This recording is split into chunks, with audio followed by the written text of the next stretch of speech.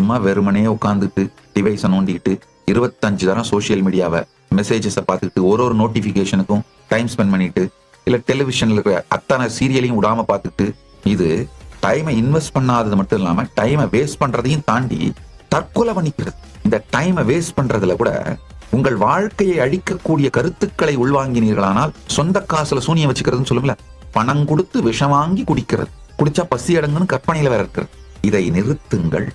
ஒவ்வொரு மணி நேரமும் பிஸியா இருக்கிறது முக்கியம் இல்ல, ப்ரொடக்டிவா இருக்கீங்களான்னு பாருங்க. உங்களுடைய வாழ்க்கையின் குறிக்கோளை நோக்கி செல்றீங்களா பாருங்க. மெயினா நம்ம எல்லாருக்குமே 3 ஆக்டிவிட்டி தாங்க.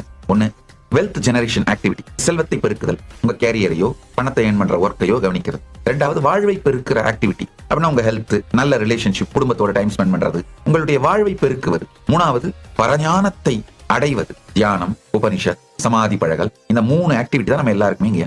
அழகா இந்த 3க்கு மட்டும் ப்ரையாரிட்டி கொடுத்து இதை தவிர வேற எதுலயும் காலத்தை வீணடிக்காம ப்ரொடக்டிவா இருக்கிறதுன்னு பண்ண ஆரம்பிச்சீங்கன்னா நீங்கள் வெற்றியாளரே.